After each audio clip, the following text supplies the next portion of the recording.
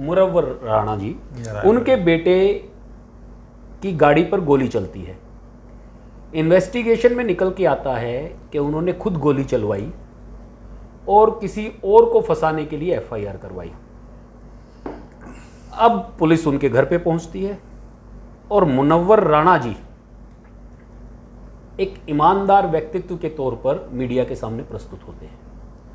वो कहते हैं कि हमने तो कभी कुछ गलत किया ही नहीं, बेटे ने क्या किया ये इन्वेस्टिगेशन का विषय है, पुलिस जांच कर लेगी, ये तो मेरी पारिवारिक संपत्ति का झगड़ा है जिसकी वजह से ये सब आरोप मेरे पे लगा और कहीं ना कहीं शासन की मेरे परिवार के अगेंस्ट साजिश है।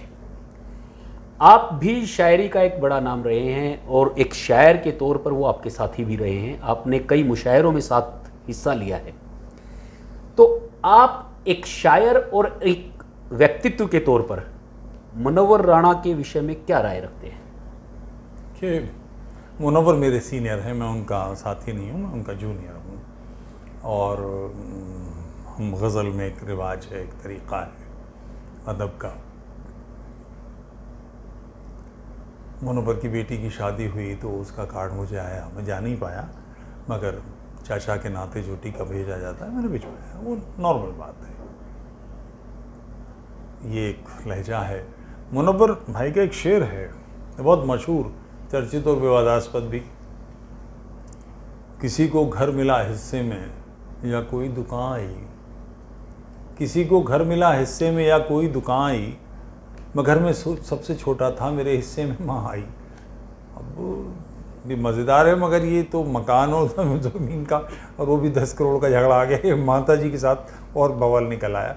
मुनव्वर स्वभाव से कहना पड़ेगा अदब के बावजूद कि वो खुराफाती आदमी हैं, वो भी और उनके उस्ताद थे दूसरे उस्ताद वाली आसी। ये लोग षड्यंत्र करने में किस तरह से किसको डाउन किया जाए, बल्कि आपको वाक़या सुनाता चलूँ, अमीनाबाद में गुलमर्ग होटल है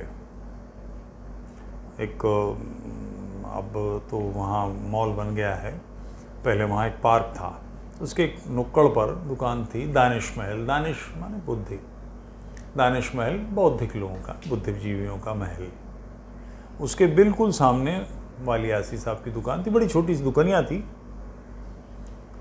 उसमें सारे दिन सुबह से शाम तक फप्तियाँ कसना, जुमलेबाजी करना, खिंचाइयाँ करना, पीठ पीछे झूठ बोलना, इसके लफ्ज़ है गीबत, गीबत यानी पीठ पीछे बुराई करना।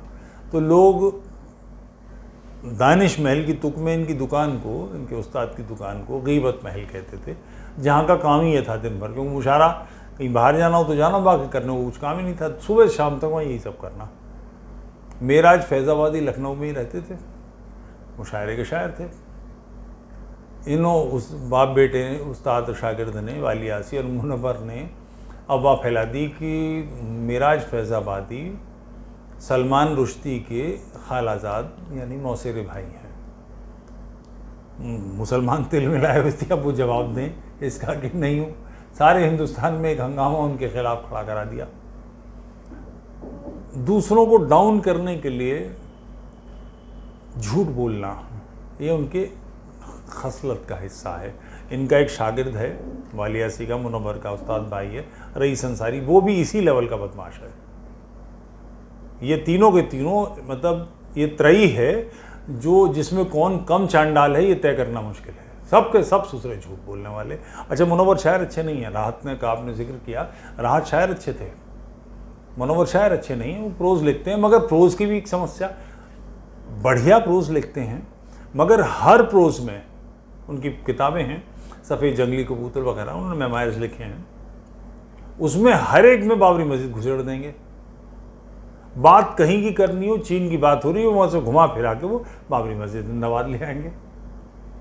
जब आप ये चरस बोते हैं, ये भंग उगाते हैं, तो साहब इसका गांजा बनता है, वो किसी को सफाई करनी पड़ेगी। आप ऐसी ऊटपटांग काम करेंगे तो फिर सवाल उठेंगे। आप ढेले मारते रहेंगे लोगों के तो पलट के दूसरी तरफ से तो आएंगे। मुनव्वर स्वभाव से ही उद्दंड व्यक्ति हैं और मेरा कोई 30-35 बरस का साथ है उनका। मैंने उनको कभी कोई काम सीधे करते देखा ही नहीं। एक वाक़या मुझे याद आता है एक औरत का कि जिसके बारे में मशहूर था कि वो कोई काम किसी का चैन से होने नहीं दे। उसके पेट में कुलबुलाहट होती थी। एक शादी हो रही थी, फेरे तक बात पहुंच गई और उपद्रव कुछ नहीं कामयाब हुआ, तो वो दौड़ी दौड़ी लड़के के बाप के पास गई। मैंने कब कहा कि लड़की उम्र की आती है? ये मुनव्वर उस ग्रेड की चीज़ हैं कि जो कोई काम चल रहा हो उसमें उल्टी चाबी कैसे घुमाई जाए ये काम कर देंगे। और अब इस वक्त में, आखिरी वक्तों में, बुरे से बुरी ज़िंदगी सारी हो ली, काम हो लिया, अब आखिरी वक्तों में हैं, बिल्कुल चल चलाओ है, तो बैठकर कुछ कम करके कुछ ज़्यादा दे के बात करके भतीजों से, भाइयों से निपटा लीजिए। घर की इज्जत क्या जानिए कब कैसी ज़रूरत निकल आई, सर खोले हुए घर से शराफत निकल आई। मुनव्वर का शेर है। तो ये जो शराफत का जनाजा निकाल रहे हैं आप सड़क पे और गोली चलवा रहे हैं आपके सपूत, इस मामले को निपटाइए भाई। आपको इस बात की तकलीफ़ है कि सर खोले हुए घर से शराफत निकल आई, यानी कोई औरत सर खोल के घर से बाहर आ गई किसी ज़रूरत के लिए, आप क्या कर रहे हैं? अपना मुंह काला कर रहे हैं, आपका बेटा भी। और इसको कि मेरे खिलाफ आखिर पुलिस इस हिसाब से काम करेगी? FIR आपके सपूत ने कराई, गोली चलने की, मुझ पर गोली चली तो 307 का मुकदमा कायम होगा ना, तो पुलिस की छान फटक करेगी कि नहीं? अब वो बदकिस्मती की ये गाड़ी जहाँ पे खड़ी की वहाँ पेट्रोल पंप है, वहाँ पर कैमरे लगे हुए हैं, उनसे सब पता लग गया कि तो मिली भगत है। तो ऐसे काम करना है क्यों? तो ऐसी चीज़ें, इन बेहूदगियों से बात नहीं बनती। शराफत की बात अगर आप कहते हैं और आप कहते रहे हैं तो फिर आपका बेटा गलत करेगा तो केवल आपके कहने की वजह से नहीं छूटेगा। बहुत भयानक आरोप है। अगर वहाँ कैमरे नहीं होते तो आपके भतीजे और आपके भाई जेल में होते। गोली चलाई उन्होंने, यही तो आरोप लगाया था।